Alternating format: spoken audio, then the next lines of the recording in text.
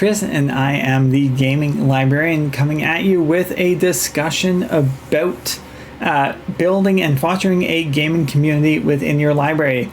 I apologize that this is going to be a segment in two parts. There are a bit of some technical issues going on, so if you want to watch the first half, I covered sort of a video gaming clubs, and now I am focusing back again on Dungeons and Dragons. So just as a quick recap, if you haven't watched the end of the first video, Dungeons and Dragons, once I had a core video gaming group, this was the second game that I introduced, something a little more traditional. It allowed for more creativity and interaction because I helped make it a homebrew campaign.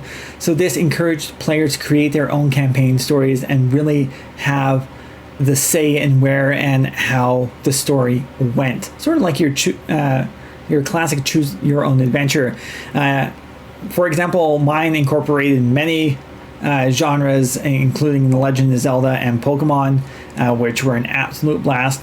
And then I found Discord to be a very incredibly useful tool, not only because it was a virtual D&D program for much of this pandemic, but even when we return to in-person programming, it's going to be a valuable tool to help sort of keep the group going, whether we're taking a programming break. For example, D&D at our library has gone on hiatus for the summertime, but it'll return in the fall. And so I had a really lovely experience where I had a group of youth approach me and go, "Hey Chris, can we continue to use the Discord channel to run our own homebrew campaign over the summertime?" And I said, "Sure," because the group is already there. They're already talking with one another, so why not? And it's been really neat to see sort of the crazy shenanigans and hijinks that my teens are getting up to in this D&D campaign. But it's also a helpful tool within the campaign. It allows for, espionage missions to take place with secret code messages going back and forth. But it also helps you moderate the group and see what new ideas and directions you can take with your campaign if you're the one writing it yourself. Family Gaming Afternoon is something that I had introduced as a result of seeing, often my 10s to teens video gaming hour would end and I'd have parents poke their head in and they'd go, "Oh, hey, like, I know that game," or "That looks cool." And, they felt like they couldn't play a session with their kids, and I'd often say, "No, go ahead, like, play around in Mario Kart. Have a blast." And so I decided to create one that was specifically for families. And I ran it on Saturday afternoons, which naturally tended to be a busier time for families to come into the library to pick up books. And so whether they played video games after they picked up books with their kids or afterwards, parents, grandparents, children, I invited them all in to join in on the fun. And I worked very closely with the local game shops. So as I said, community partners and partnerships with your local gaming shops makes life so much easier because they were able to bring the video and board games that we didn't necessarily have at the library that could then appeal to a wider audience and a younger age group. Because with Family Gaming Afternoon, I'd often have kids as young as 4 or 5 coming in, but their parents wanted to show them Mario Kart, or they wanted to show them how a game like Story or Guess Who worked, and they'd have this quiet afternoon and opportunity to do so. It also included some really fun moments. So the local video game shop would bring some of the retro consoles. And okay, I will admit, it hurts to say this, but the Wii, the 360, the PlayStation 3, they're now considered retro consoles. So now everything older than that is considered retro. But it was cool to have parents who had grown up with an N64, who had grown up with a Sega Genesis, who had grown up with, a GameCube, come in with their kids and go, "Hey, I remember this game. Let me show you it." And because they had this opportunity to come in and play these games together with their children, it allowed the adults to actually relive their own gaming experiences and share those narratives with their kids in really special bonding moments. And of course, the tabletop games and the board games that were brought in, like Magic the Gathering and Pokemon TCG decks that some of the gaming shops would bring in, were fantastic ways of introducing traditional, card-based gaming to families and children who maybe only had access to video games or maybe didn't have access at all to these resources. And at its core, with all these programs that I talked about in part 1 and am continuing to talk about here, the fact is that we as the library, it's our job to provide access to resources that people would not otherwise have access to, and gaming is part of that experience. It also allowed, and my ending point here, for promotion of fun and enjoyment in gaming across multiple platforms.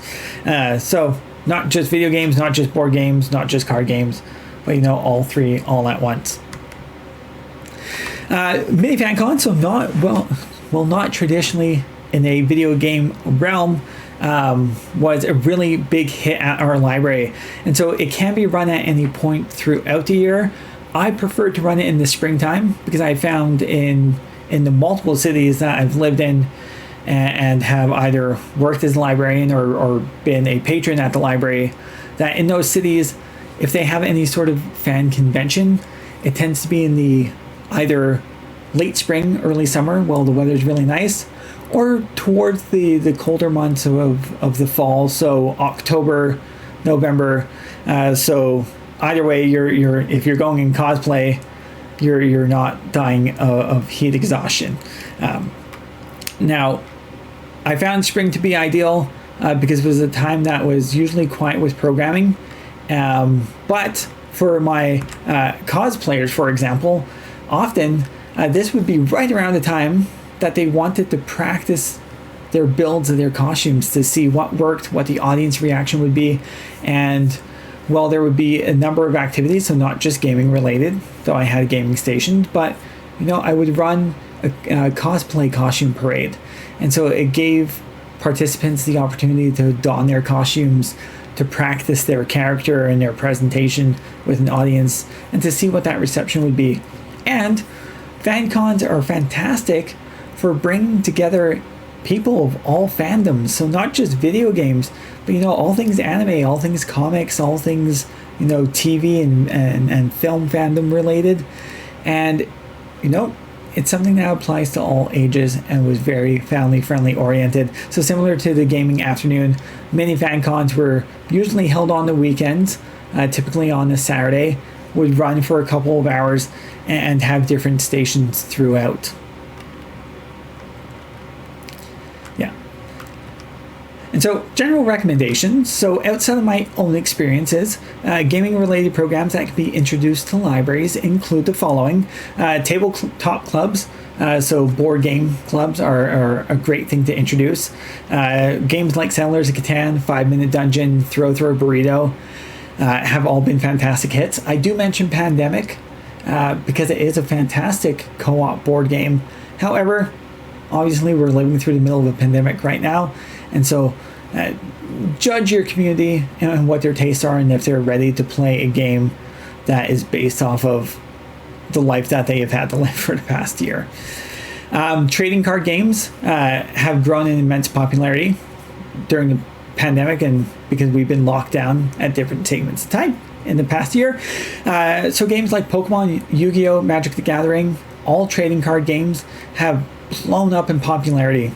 And while Magic the Gathering and Yu-Gi-Oh! Tend to be a little more difficult, and I would consider Pokemon a greater entry point game to enter in with, the fact is that the online resources that exist for these games are fantastic, and they have really easy to understand beginner's guides that run you through the game. I know this off the top of my head. Have dedicated kits that actually come with starter decks that are perfect for learning with, and little game mats that you can lay out that show you step by step where the cards go, what you do when a Pokemon has attacked, for example, that are really great for introducing the core concepts of trading card games to your patrons with.